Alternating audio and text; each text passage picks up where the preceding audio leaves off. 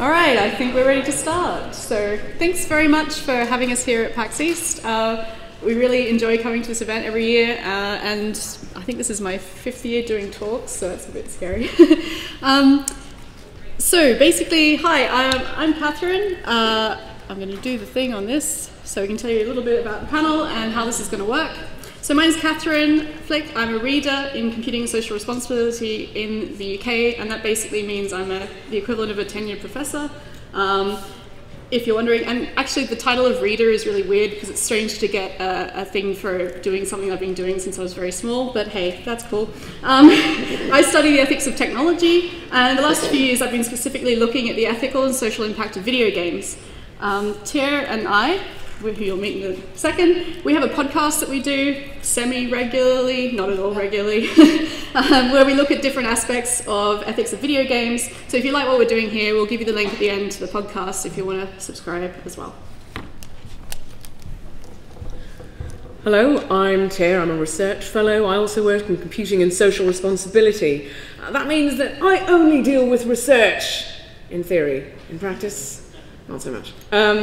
But I work on only 1 year, like one project for 1 year or a few years, as long as the project runs. But I do a lot of interdisciplinary communications work, so especially around technology, neuroscience, and data. As part of my work on the Human Brain Project, I'm developing a way to use video games to help communicate ideas about ethics, to support researchers in many neuroscience and IT fields to improve the social impact of their research. So you should totally listen to the podcast that Catherine mentioned, and we'll be doing some pretty fun post-PAC ones in the next bit. So there will be PAXy podcasts.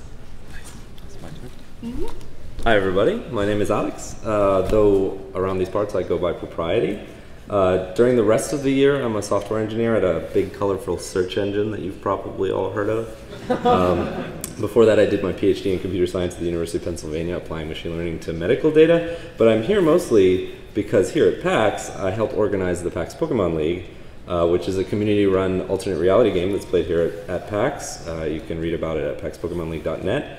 But in short, at PAX we have gym leaders wandering around in bright green scarves, and you can challenge them to a battle with your copy of the Pokemon games and earn badges, and we have elite members and a champion, and you can get a certificate, and it's fun. And we're currently at all 5 PAXs, though I have lots of people who help me run, or basically do most of the work. I just sort of supervise now. So, but it's great, it's fun times. Okay, so basically how this is going to work is we're going to talk at you for a little bit. I'm going to talk a bit about ethics and Pokemon Go. Tyr's going to talk a bit about the archaeological background and ethics of Pokemon more generally.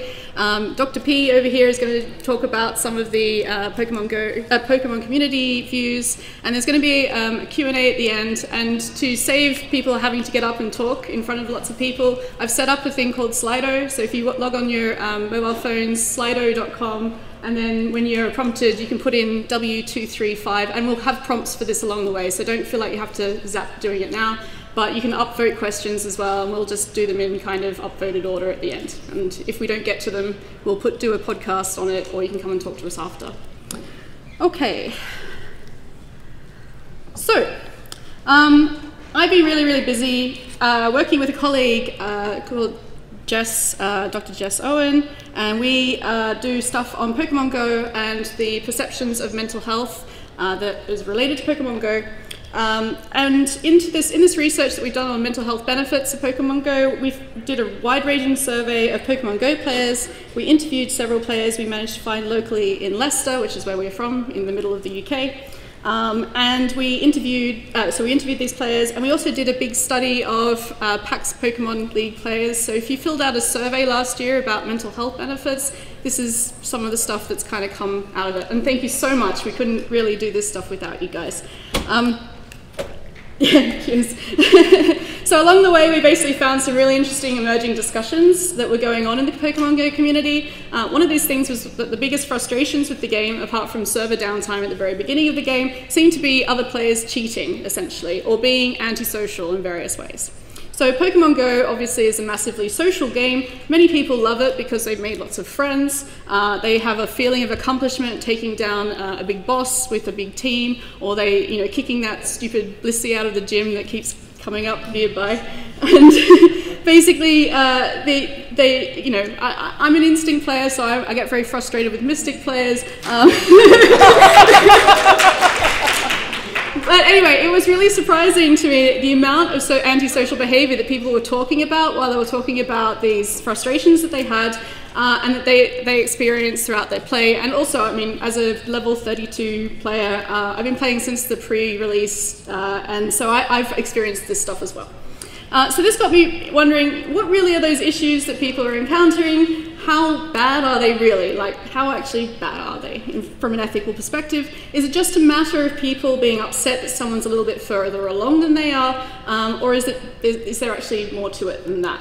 So I dug through all the data that we collected as part of this mental health benefits stuff and basically looked at what people were saying about these issues. I also essentially data mined the Sylph Road Reddit community looking at botting, spoofing, and other kind of antisocial behavior discussions. And I wanted to basically present you some of the findings and give you a little bit of a lesson on ethical thinking, because I think it's important for people to understand how it is that you actually do ethical thinking every day. You just might not actually notice it. So, spoofing is by far and wide the most complained about activity in Pokemon Go communities. It's also the most defended activity, but let's just go quickly through a couple of different things that count, I think, certainly personally, I think count as spoofing. So what's spoofing exactly? I'm not going to tell you exactly how to do it because I don't think I want to kind of perpetuate this stuff, but basically spoofing is tricking your phone with fake GPS data to make it think that it's somewhere else, like instead of being at your house, it's in Australia or something like that. You can then basically move yourself around the world, and the game will think that you're actually really there. So Pokemon will pop for you, you can spin the Pokestops, you can take down gyms and things like that. So this teleportation kind of, using this to teleport around the world, that got clamped down on fairly quickly because it's pretty obvious if you're teleporting around the world that there's something a bit weird going on there. And anyone who's done any machine learning knows how quickly you can sort of find those sorts of things. But basically, this is a bit of an arms race, and the people that want to use spoofing and the people who want to develop the apps that help people to use spoofing, they continually are in an arms race against Niantic. And they add in things like routing and different methods to make it look as though it's a natural kind of walk around the world that you're doing rather than teleporting straight there. So interestingly, I noticed when you search in different app stores on mobile phone, particularly the Google Play Store is really bad at this, you find a whole bunch of GPS spoofing apps that just pop up. And even though they don't say Pokemon Go anywhere near it, there's obviously an association that Google has made between Pokemon Go and spoofing apps, and I think that's really problematic. So, is it an ethical thing to do in the game? So I've got some quotes from people who talk about spoofing. I just don't get what's so upsetting about it. So they have more in their Pokedex than you. Who cares? So do urban players. So they get perfect IV Pokemon. Who cares? The difference between a 100% and a 96% is tiny. They're not doing anything that real players can't do too. I'm one of the hardcore dedicated players who put forth a ton of work, and spoofers don't affect me. Why does it matter to me whether they worked harder than me or didn't? I choose to play the way I want to play, and it doesn't belittle my accomplishment if someone else can do the same thing with less effort.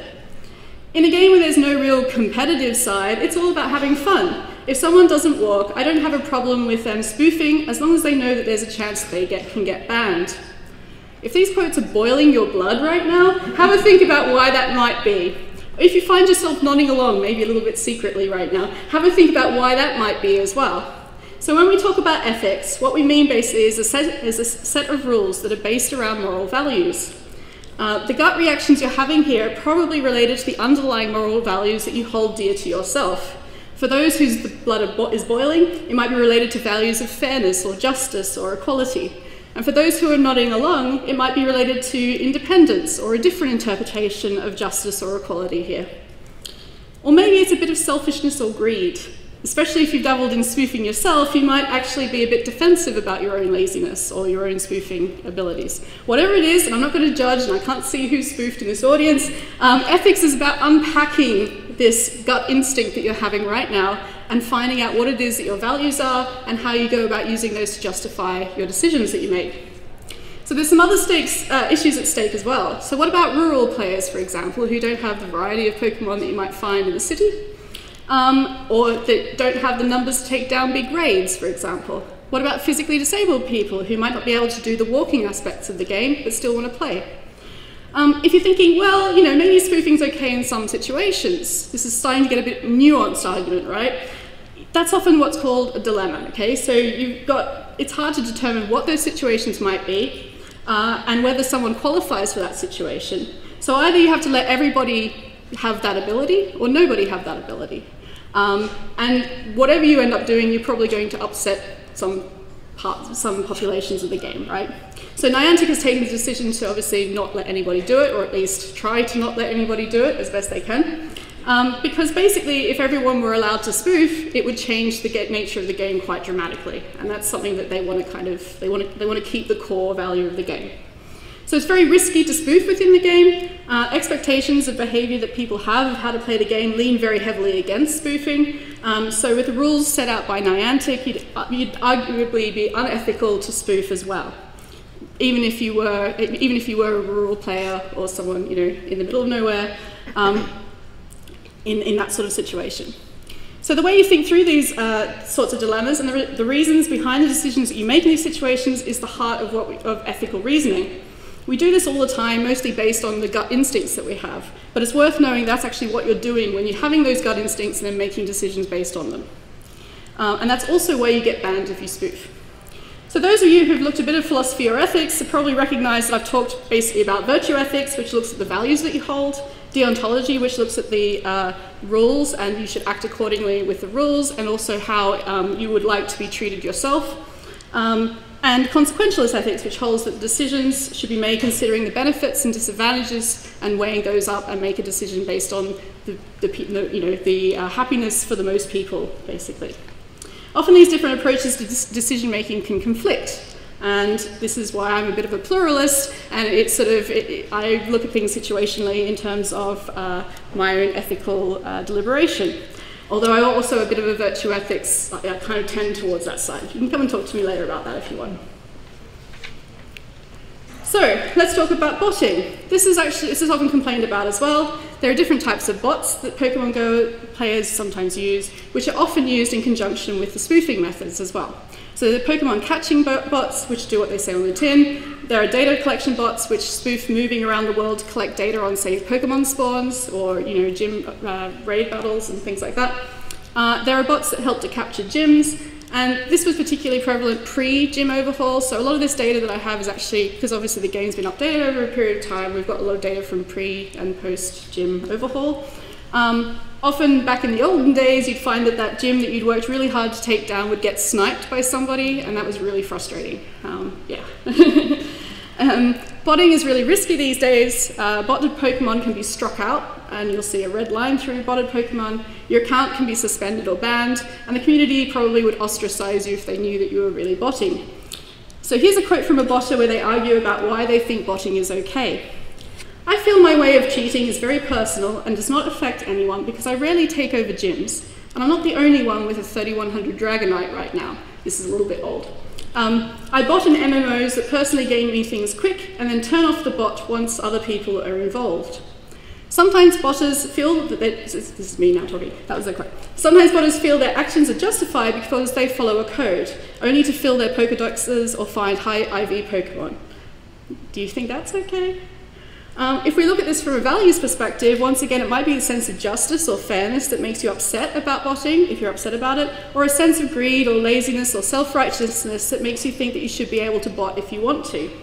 From a deontological perspective, they may have their own code, but they're not following the social expectations of the behavior and gameplay or the rules set by Niantic. If everybody botted, it wouldn't be much fun, would it? And how would it be different from, say, playing a classic Pokemon game rather than Pokemon Go? From a consequentialist perspective, Niantic has decided that botting should be shut down because it feels that the best gameplay experience for everybody is to play it as it's originally intended. So you walk around and you catch things manually and all that sort of thing. And it would give some people an unfair advantage over others if bots are able to control the gyms more efficiently than real players as well. So while it might be okay to justify to yourself that botting is okay if you don't ever take over gyms, the reason you're still going to get suspended is because it has a broader effect than your own play just for yourself. It impacts the desired gameplay experience and can potentially have an advantage over those who don't have bots in certain areas. And this could get even more complicated if/when trading gets put in as well, because you have really high IV Pokemon, etc., etc. Even if you use bots but you don't gain advantage over the others, not everybody who bots plays by the same rules as you do either, so it's not really, not everybody has a code. Go. Okay, good. So some other methods of cheating and antisocial gameplay, things like scanners. And scanners might seem fairly innocuous because, after all, they just tell you what Pokemon are where when they're nearby, right?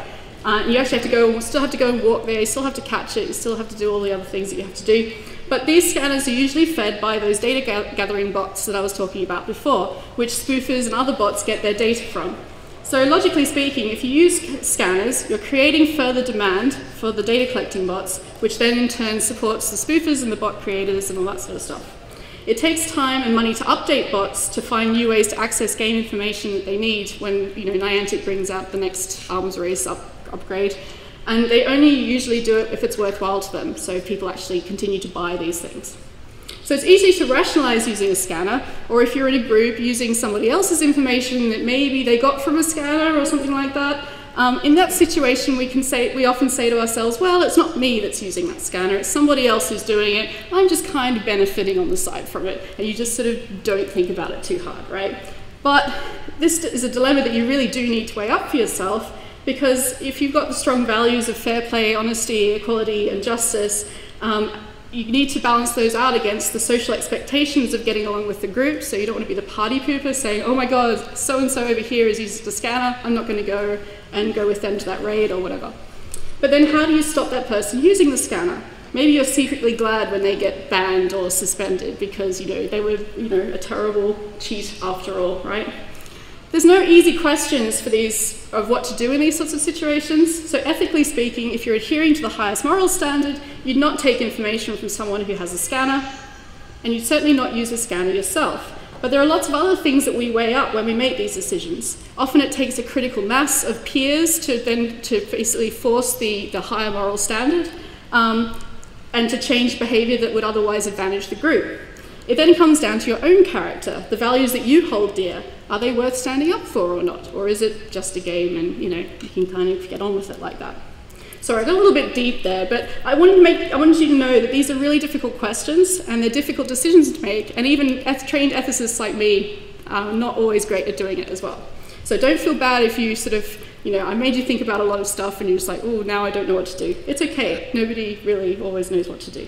It's the curse of having a conscience, I think. So don't feel bad if you find it difficult to deal with, but it helps you, hopefully, what I've talked about now has helped you to understand that these gut instincts that you have can be broken down into these sorts of values and help you make better decisions, hopefully. So the players we spoke to had many other issues with antisocial gameplay that mostly existed pre-updates.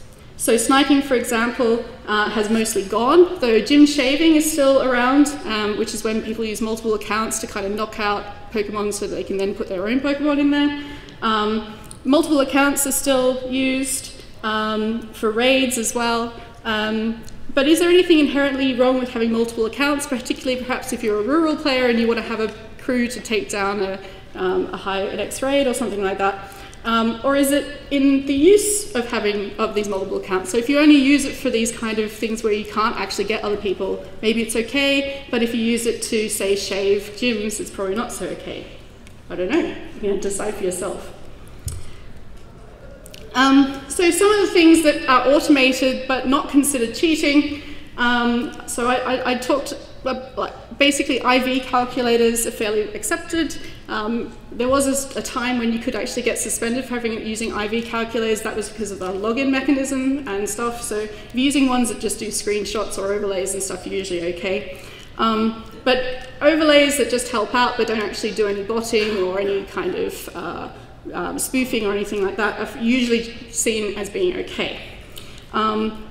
So this is probably back the reason that this is seen as being okay is probably because of what we were criticizing before. It's about the effect that the play has on others.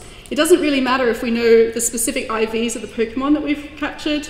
We already are told it through the trainer evaluations, not trainer, but anyway, yeah, the leader evaluations, but it makes it easier to understand the particular IVs. So it's within the rules. It doesn't give us an advantage over other people. It brings benefits to most people without disadvantages to other people. And so consequentially, it's okay. And it doesn't touch on values like selfishness or greed to justify the use of it. So we're okay on the values front as well. Trackers that rely on public input, like the Sylph Road trackers, are also really good. And I have lots of props for the Sylph Road people who do that stuff. So if there are any here, thanks very much. People register where the nests and Pokemon changes are when they update nest spawns and things like that by actually walking to those places and finding out and then updating the map. Sharing information in this way is perfectly fine, and it boosts this community spirit as well, which I think Pokemon Go has a lot of. So we're okay on all these fronts, really. It's pretty much a no-brainer. Slightly more controversial one is joysticking, which actually can use some of these spoofing tools for accessibility reasons.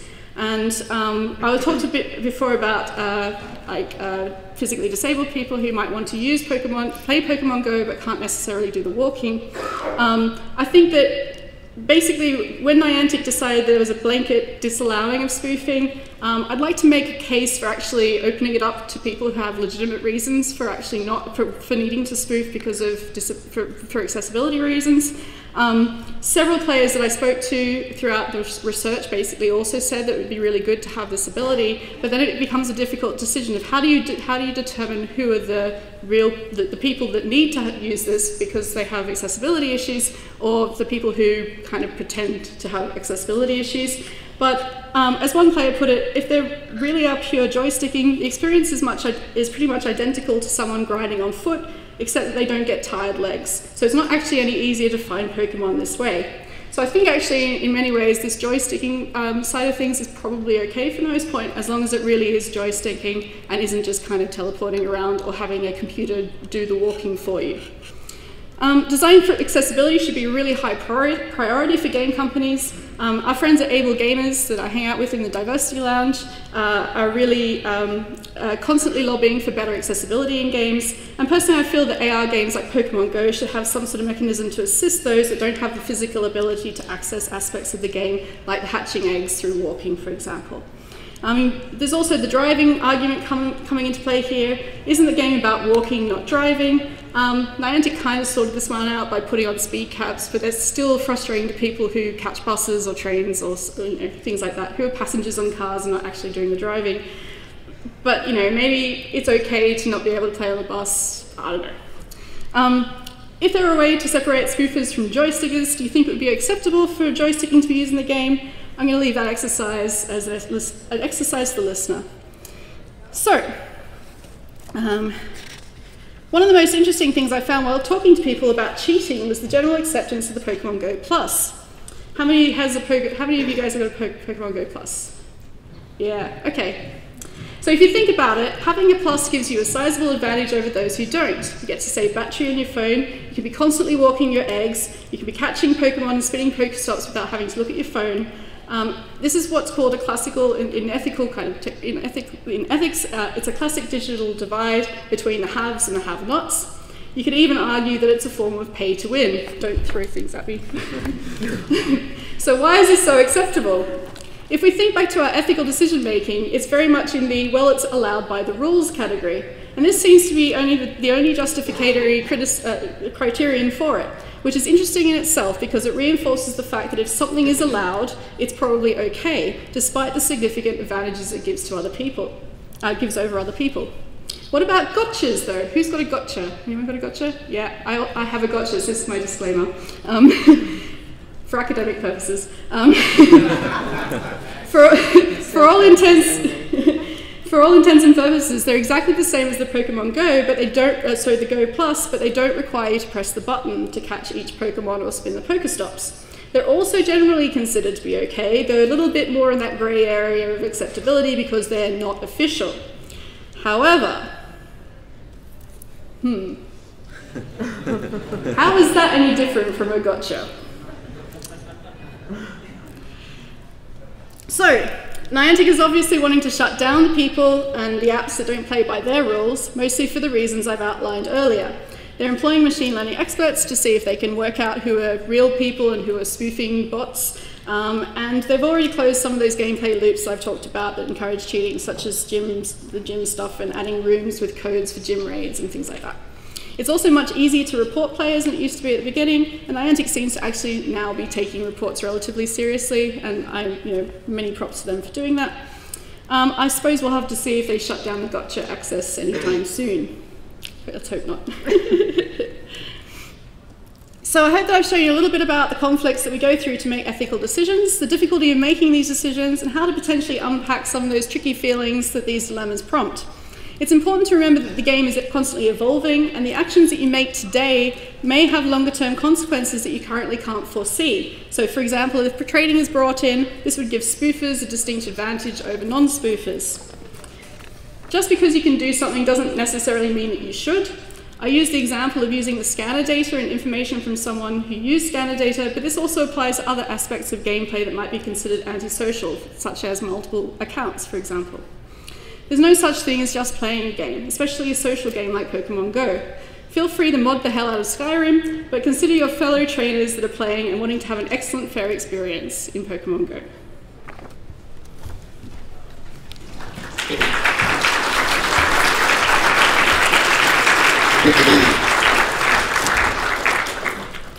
Hello, Pokemon trainers. All the boring people are gone now, right? Yeah. We can carry on. So, now that you're thoughtfully considering the ethics of playing Pokemon Go, I'm here to illustrate some of the quite ancient origins of certain aspects of Pokemon Go and similar games, and talk about some of the related ethical issues with ancient and modern resonances. In my previous work, I spent almost 15 years, hair dye's great, yeah? Researching human-animal relationships in the past, and I have the great privilege of sharing some really interesting insights with you.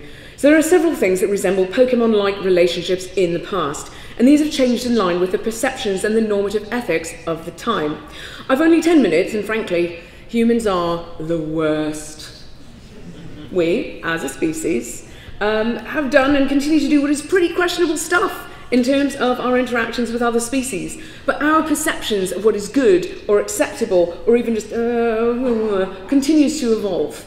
And I'll finish on a positive note, I promise. And I've got some cute pokes throughout to kind of cheer things up a little bit. Right, so the first thing that came to mind for me was collections. We got to catch them all. Humans and some other species have been very enthusiastic collectors of various stuff, including animals, both real and imagined, for quite a long time. A scholar named Vernon Kisling, a zoologist, would have argued that domestication itself began with a form of collecting. So why have we collected? Lots of reasons. We might enjoy the aesthetics of a particular thing. There are Pokemon that different people find really appealing. So Catherine is always after Ronts because she likes that series very much. But we also like to display them and use them for prestige, or what anthropologists call self-aggrandizing behavior, improve our social status, and demonstrate that we belong to a community with access to certain things. And it's not just normal humans, states and groups do this too. So the biggest and most relevant topic for us today is probably zoos. One of the earliest references to zoological gardens is in the Gilgamesh epic, The Adventure of Gilgamesh, King of Uruk. So Sumeria, southern Mesopotamia, for your reference, that's in modern-day Syria and Iraq, in about 2750 BC. These are proper zoos. They had ponds, flight cages, things like that. And Mesopotamia rulers were very proud of them, filling them with creatures captured in far-flung places. We might do this at Pokemon Go, right? I am hunting down Tauros, because we haven't got that in the UK, right?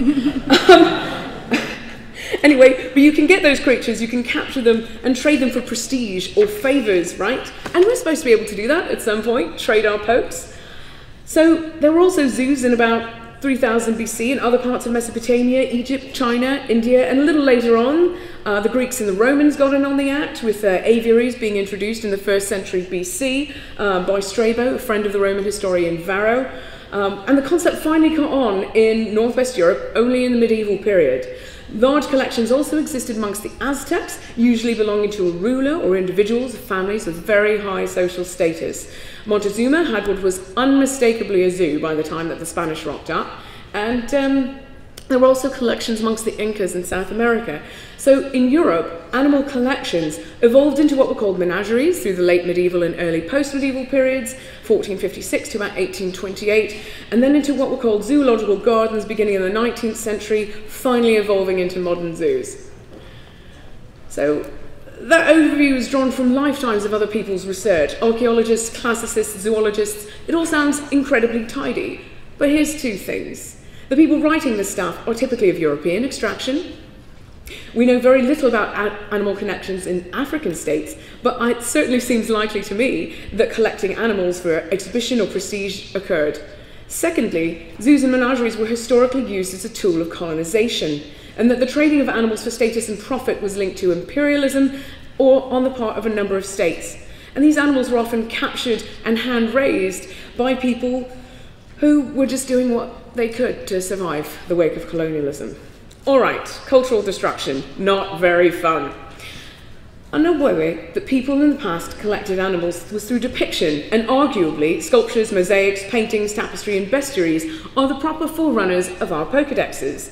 So the benefits of depictions are that you could go ahead and you can have your badger, but you can also have a griffin. Why not? And a wyvern. I mean, you heard from some bloke down the pub that these things definitely existed, and he's very good on his words, so you'll just go ahead and put that in there. It's a bit old now, but there's a site called bestiary.ca if you're interested in that kind of thing.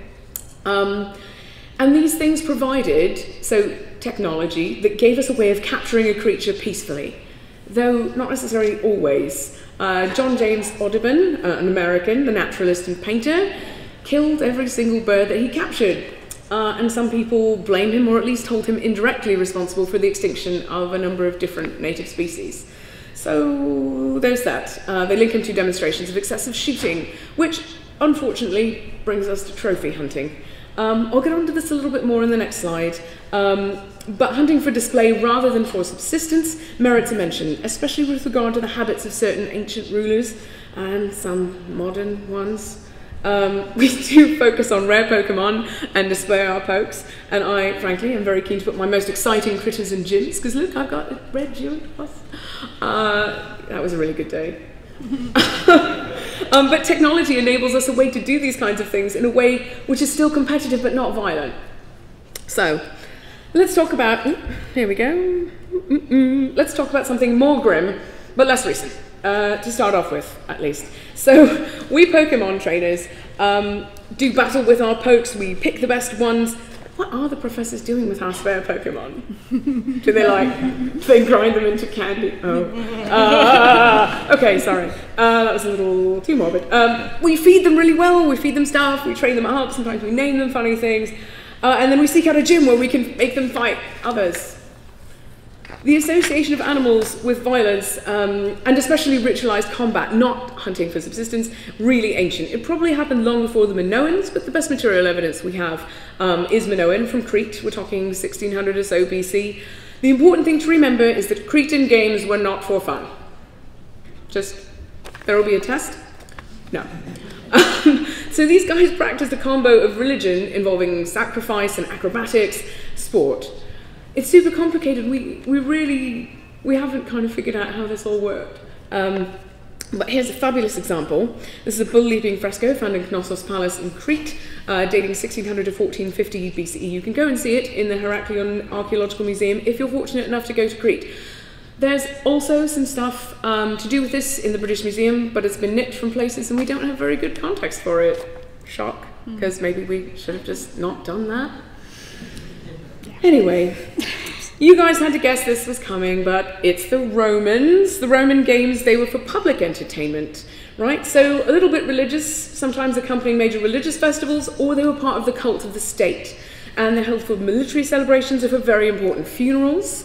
So with most of them established between the 2nd and 4th century BC. Sometimes you'd have chariot races and theatrical performances. And then you would have animal exhibitions. Again, animals gotten from really far off places would be brought into arenas, and then you'd have a staged hunt.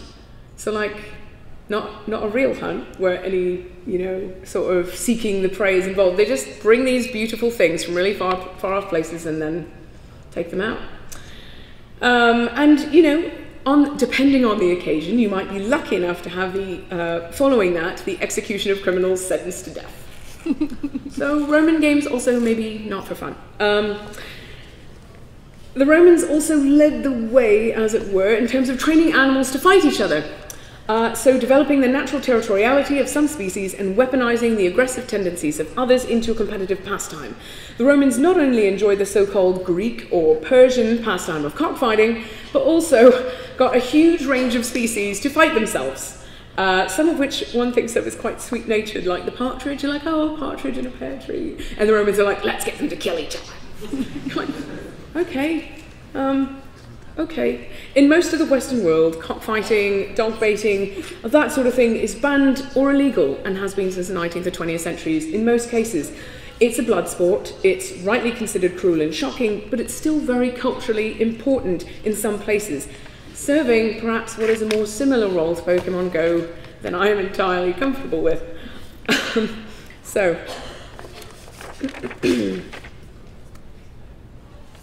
I'll talk very briefly about a modern case of blood sport. There's a great article in The Guardian about this a few weeks ago by Hannah Ray Armstrong and a film by Karim Sayad, very widely lauded. So North Africa is easily one of the most beautiful, varied and stunning, thought-provoking regions I've had the privilege of working in, and I once worked just across the border from Algeria and Libya. Like the rest of the greater region, Algeria has a very fraught past, particularly recently. Across most of Algeria, there were a few available jobs. There are no opportunities to sort of release pent-up energy. Social mobility is rare, if not unheard of, and the husbandry of sheep is very popular. Rams are naturally territorial, prone to fighting. A large number of men who grew up in the aftermath of two really terrible wars, the war for independence from France, yay, colonialism, but especially the more recent Civil War, are from what Armstrong calls the lost generation, and they have little in the way of hope to kind of just keep them going. They don't really have the communities that they used to have.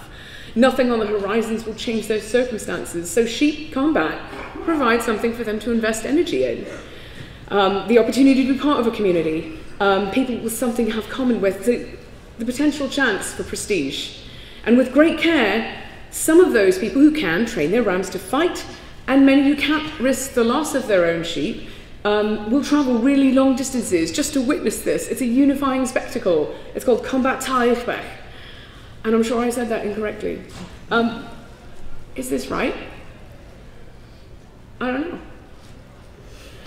So, why do we do this? Well, the motivations for taking part in some of the activities I've just outlined in the past and the present day are not at all dissimilar to those for playing Pokémon Go. Less so with the ritual or religious reasons mentioned for the Minoans and the Romans, but rather for the more subtle aspects of personal prestige, entertainment, being part of a community, and dare I suggest that by encouraging us to get moving and maybe make new friends, that there's a positive moral aspect.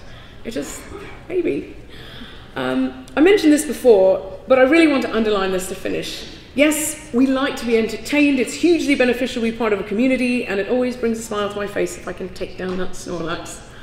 But animal collections and combat did serve a similar purpose, and they happened in a different moral framework. So we have different views now on animal welfare, rights, multi-species ethics, in addition to a vast number of other things that are totally different. We are enabled by technology to experience the joy of collecting, the triumph in battle through lovingly trained digital Pokemon who just faint when they get tired, right? And be part of a really fantastic wider community. So, speaking of which, here's Dr. Propriety.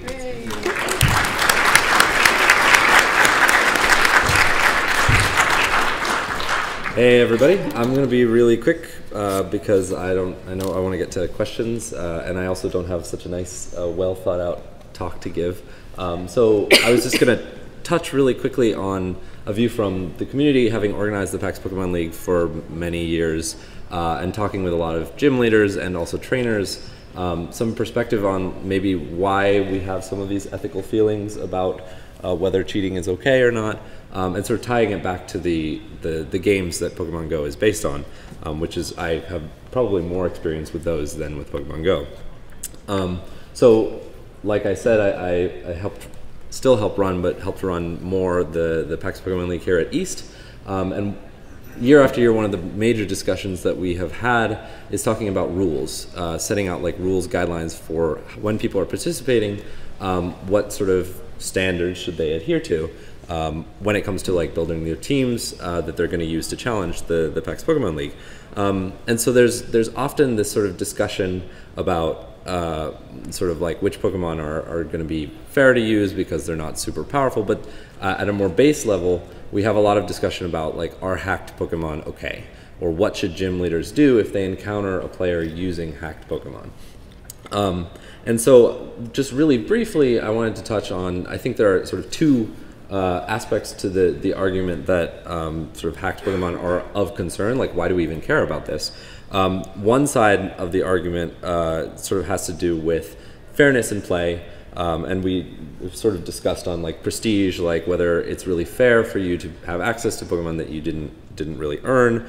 There's sort of a gatekeeping question, like should you be able to have legendaries if you didn't like participate in the actual event that released the legendaries, and should you be able to have access to Pokemon that like a person playing fairly by the rules wouldn't actually have access to.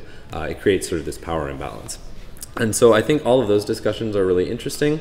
But what I want to touch on for just a minute is the other side of the coin are you doing it right? Are you playing Pokemon right if you're cheating? And that's something that I think, interestingly, has been touched on in the games a lot. What does it mean to be a good Pokemon trainer? What does it mean to like treat your Pokemon well? And the games have a lot of things to say about this, specifically about talking about like the bond that trainers have between, with their Pokemon. Oftentimes you're contrasted in the games with your rival who doesn't treat their Pokemon well. And in fact, the games sort of elevate this idea that if you do things the right way, you actually become more powerful because the true power in Pokemon comes from this bond between trainers and Pokemon. Whether that's actually true in the real world, stats probably have more of an impact. But I think what I want to leave you with is I think there can be a case made that Pokemon Go maybe is special, or the Pokemon games themselves are special because you could contrast them with sort of other types of these games like Ingress. But I think bringing the Pokemon skin pulls with it a lot of this history of like how you treat your Pokemon, this idea that is there a right way to play, or the question of whether there's a right way to play is like inherently addressed in the Pokemon games, which I think is interesting. And that's basically just what I wanted to bring up, that idea, and hearing what you all think, whether you think those messages in the games really did grab you, if you think that like actually has influence on the way that you view gameplay in video games, or whether you sort of don't feel that. I think it'd be a really interesting discussion. Yeah, thanks. Thank you.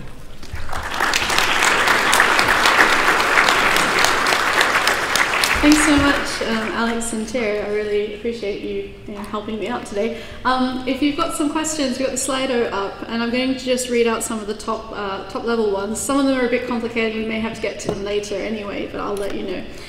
So if you want to put a question in, what we will do is we don't get through them all. We'll probably do a podcast that talks about these, so there's a link to our podcast, so if you want to write it down, or if you want to come up afterwards, I can give you a card and stuff like that. So, top question at the moment is, as a software engineer, how do you feel about the technical issues on release, and would there have been any different design approaches you would have made? Yes.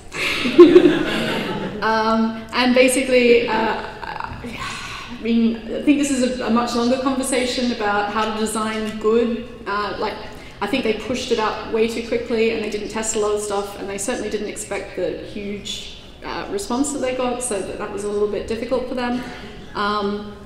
And basically, I think that that's a longer discussion. We might do that one of those in the podcast. I think I think actually this is a good one for us to look at today. Have you seen any correlations between the evolution of social discourse around ethics outside the game and about other things such as politics and within it?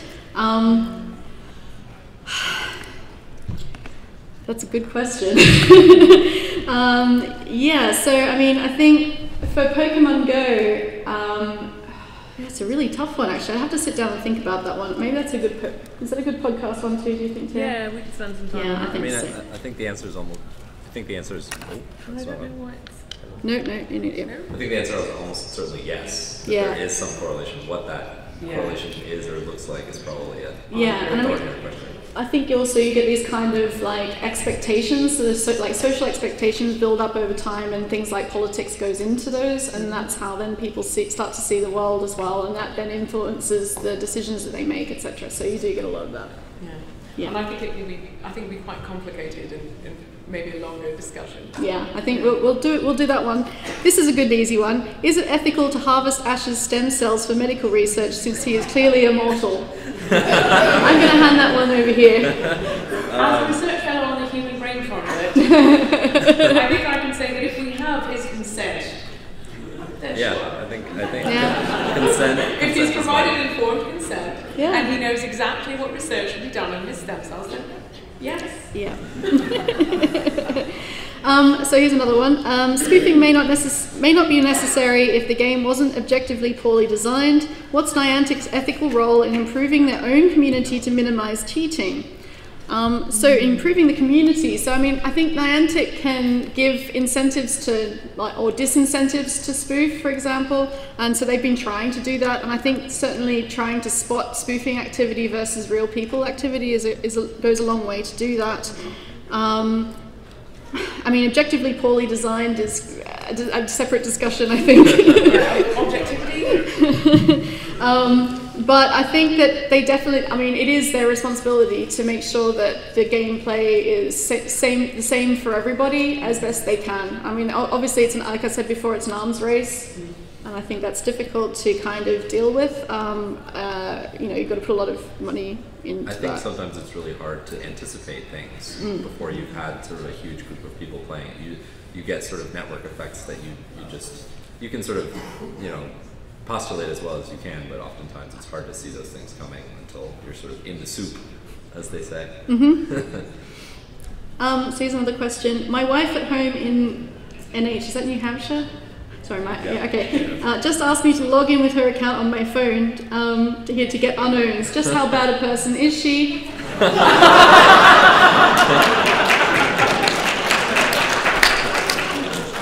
Whoever that is, raise your hand and I'll send the mobs at you. I'm recording so you can... Oh, okay. So fantastic. I think that... Do you think that's okay? To be fair, she sent me out into the snow to catch all 3 of them. Okay, maybe I can get you to pick them up for me while you're at it. These are social aspects. She's not botting, right? So it's okay. She's not spoofing. It's better than spoofing, right? Yeah. Okay, I think that's... I watched the whole thing. Good job. Okay. There's another funny one. Would attaching a phone to a drone and flying around with the method of remotely interacting with the mobile device be any more or less ethical than joysticking?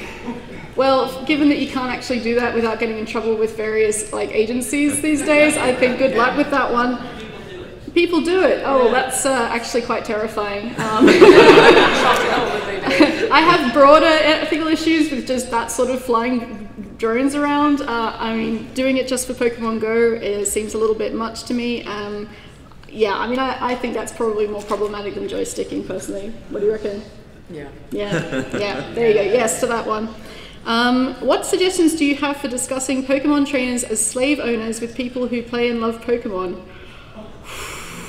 I don't see this one on the list. I'm sort of about halfway down. They kept moving, so I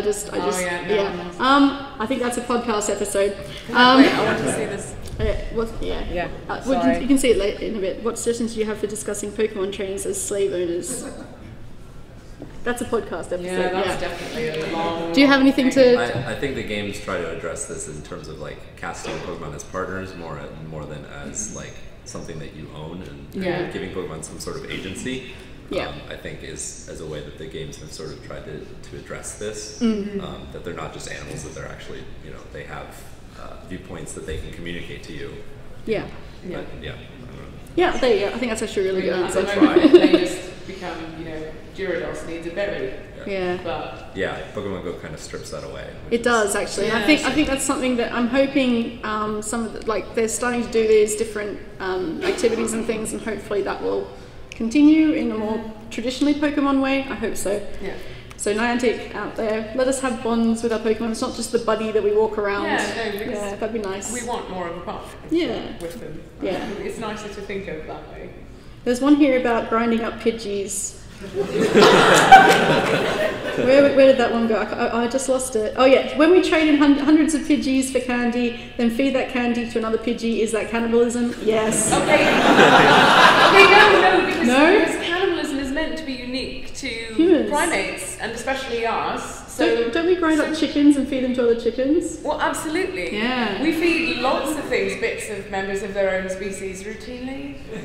Sorry, I know, it's awful. To be fair, it is nice and sweet. It's a candy, right? But maybe, yeah, it's tasty, right? I mean, maybe it's like those sour ones that have like, okay. Yeah, anyway. But yeah, no, there are lots of things that engage in what we think of as cannibalism, but we're sort of being anthropocentric when we project that on them, because some of them have adapted to sort of, survive. Yeah. And sometimes that means eating someone who's like you.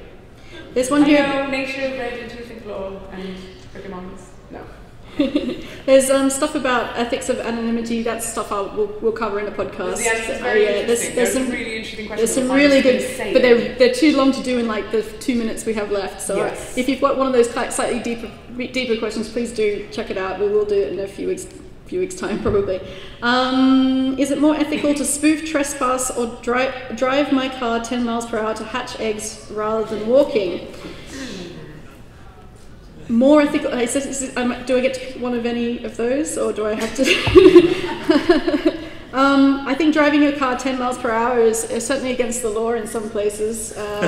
So you get into trouble with that. You get into trouble for trespassing, unless you're in the UK and you're on a public bridleway and stuff. Spoofing, yeah. So I mean, some of those will land you in jail. Some of them might not. So if I had to pick one, I'd probably pick spoofing. Just in terms of the broader social impact of that, I mean, we live in the real world after all. This is a good one. What responsibility does Nintendo have for having a popular IP that digitally depicts and encourages animal fighting, and should they do more to acknowledge it? That's a good question. This is an excellent question. All right, I'm going to I salute you asked this. This is good. Do you have any suggestions? What responsibility do they have? I think that it's very easy to sort of detach from like the extended trajectory of human interactions with other species, because we do it all the time. We break things down into sort of individual units, and we don't really think about the whole thing that came before, and context is everything. I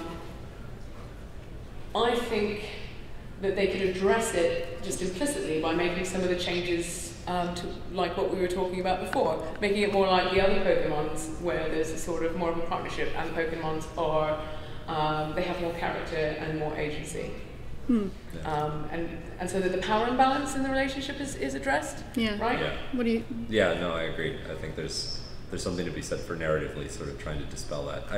I think if you putting out a statement or something doesn't really. Yeah, that's not the same as doing something. Yeah. Actions. Exactly. Actions. You need to like really recast the narrative in terms of like what does it mean to.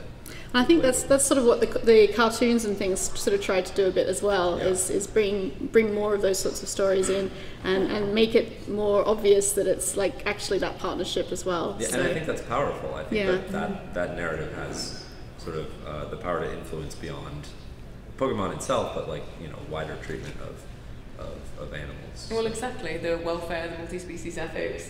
People. Yeah, animals are a part of our lives. And pretty much have been for a really long time. Yeah, basically since we've been anatomically modern human. All right, what are some of these bot programs you speak of so I can stay away, of course?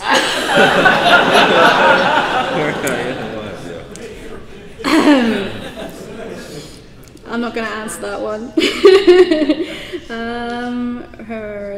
Sorry, these keep bouncing around, so I do skip some. In every other Pokemon game, there are guides that explain in depth how to find various rare Pokemon. How is scanning not equivalent to this? That's a good question. How is scan? So I don't play. I haven't played a lot of the original, like the main Pokemon games since like Red and Blue. So yeah, are the guys like official and all that? Yeah, there are. I mean, narratively, in general, most of the main series Pokemon games have you as part of the plot, capturing like a legendary Pokemon as part of an effort to stop the world from ending. Oh, I see. You join forces with a legendary Pokemon to like sort of calm it or to help counteract its its other elemental partner, or and so yeah, there is definitely a sort of instruction to like go catch a rare Pokemon, and this is how you do it. Yeah. So I think actually this is like all these new research things that have just come in like the last couple of weeks. I think they're trying to kind of do something a bit like that, where they're giving especially people who may not have a lot of people around them the ability to actually go and catch legendary Pokemon, even if you don't have like 20 people to take to go to a raid. And I think that's a really positive move on Niantic's part.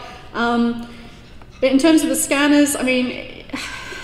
Yeah, I mean, I think that I still think that there's issues with those, because it does change the nature of the gameplay. You just found a funny one, did you? Yeah. It does change the nature of the gameplay, and it also still gives you an advantage over other people who don't have that information as well. I think there's a scale question, like the sort of impact that it has. A scanner can have you like. Have access to this sort of information at a higher scale, and I think scale is important to consider when you're talking about these things. Even if at their base they seem like the same thing, the impact that they can have can be magnified through automation. So. Yeah. Okay, do you want to share the one you found? Oh, well, I mean, there's two that I quite like. So there's a Stoic philosopher in the room who would like to know there are many ethical viewpoints you can take. Virtue ethics, deontology, consequentialism. How do you decide which to use? Aha, the classic pluralist question. We salute you too. We also salute the sheet, by the way. I'll sing the Trapdoor song if anyone really wants. Yeah, that's actually a really good question. How do you decide? And I think it really depends on the context of what it is. So, for example, if you're looking at the I mean, you can pretty much attack any ethical question using any of those theories, and it's really down to what you think best represents the way to make decisions about things. So certainly for ethicists like myself, where I've read a lot of stuff about ethics and ethical thinking, I tend to favor kind of a virtue ethics approach, because I think there are problems with the deontological and the consequentialist approaches, and those are basically that there are situations. So I mean, for the philosophers in the room that know about things like the trolley problem, for example, that's a classic thought experiment against consequentialism. And basically, I think that but then you get people who really go in hard for consequentialism, and they have some good arguments for that as well. So it really then comes down to, you probably need to read, like, it's fine for people who just don't want to go and read about philosophy, which is totally cool, I totally understand that. Just keep doing your gut instinct thing, which is great, but also think about what it is that, like, what are these things that you're, like, that are affecting the decision that you're making. Don't just make a decision without really thinking through, unpack that gut instinct that you're having about whether something's icky or whether it's something is okay, and try to work out what it is, and whether, if those are sort of like underlying reasons are kind of not so good reasons, perhaps subjectively speaking, then maybe you should have a think through some of the other perceptions of, that you should probably think about with regard to that. I think we're up for time. I think we should end on who's your favorite Pokemon? Who's my favorite Pokemon? I like the Rolt series like a lot. So I'm just gonna get them all. Who's yours?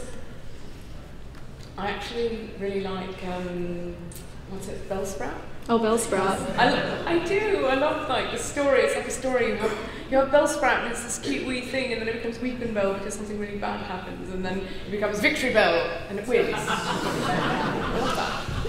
I like, my favorite's Alakazam. It's smart, and I remember the first time I caught an Abra in that little strip of land next to the bridge. Yes, finally. Thank you so much. Thank you, if you want to come and talk.